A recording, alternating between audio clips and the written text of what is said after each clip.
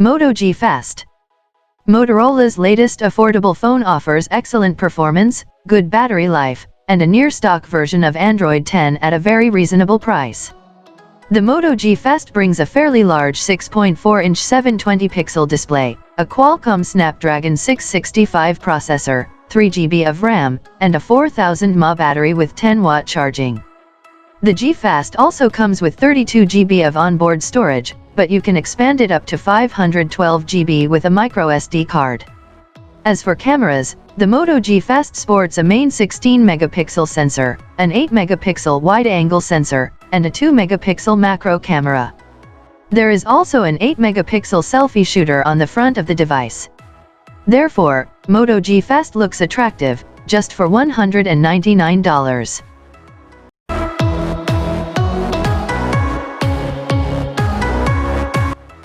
Samsung Galaxy A10e. The Samsung Galaxy A10e is simple but attractive. It's small, light, and comfortable to handle. There's a teardrop notch for the camera on the front and a chunky bottom bezel, but the proportions work well so it looks attractive. The front of the phone is dominated by a 5.8-inch LCD.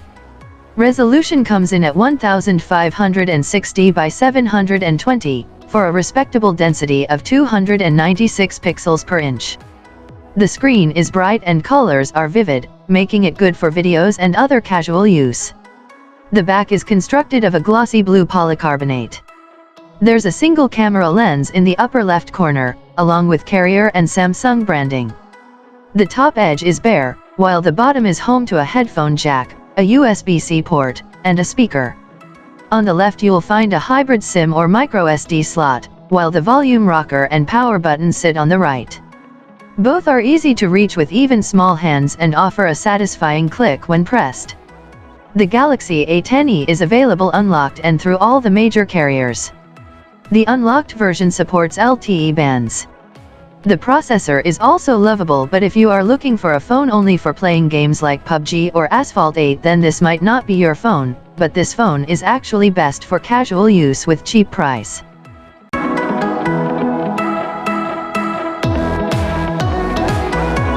BLU G9 Pro. The BLU G9 Pro is one of many mid-range phones this year with a premium all-screen design and multiple cameras. Price no longer determines screen size, so it has a large screen. It follows all the current trends, like the shimmering back, small notch, and a larger battery. In fact, if it looks familiar, you might be thinking of the Samsung Galaxy A50, the phone this is designed to compete against. It mostly stacks up well against that model, for $100 less. The look and feel of the phone is overall quite good. The nicely rounded back is real glass. The buttons work very well. The shimmer effect is a unique design, and they've mixed two trends by also giving it a gentle gradient from blue to purple. The selfie camera stands out for its 24-megapixel resolution. Why so high? The honest answer is probably just because Samsung put a 25-megapixel selfie camera in the A50. Still, that's a nice resolution, and the selfies it takes are good. Performance seems snappy.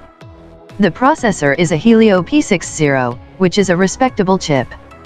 Crucially, it has 4 GB of RAM, which is about the minimum these days for impatient types. The BLU G9 Pro offers double the storage of the A50, plus 10W wireless charging and a glass back, for $100 less. If you're looking for a mid-range phone with wireless charging, the G9 Pro is a smashing value.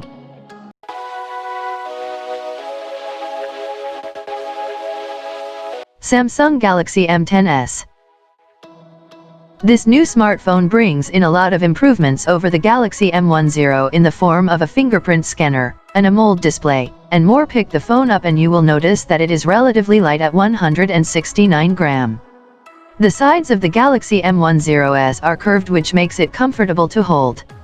It measures 7.8 mm in thickness and packs in a 4000 mAh battery. All the buttons are on the right. We found the power button to be easy to reach, but we can't say the same about the volume buttons. The Galaxy M10s seems to have gotten an upgrade in the form of the Samsung Exynos 7884B. This is an octa-core processor with 2 ARM Cortex-A73 cores clocked at 1.6 GHz and 6 more Cortex-A53 cores clocked at 1.35 GHz. The Galaxy M10s is available in one configuration only, with 3 GB of RAM and 32 GB of storage. But you can add external SD card to grip high storage. As a whole, this phone is cheap plus functionable for various demands, just like Samsung always does. Perfect.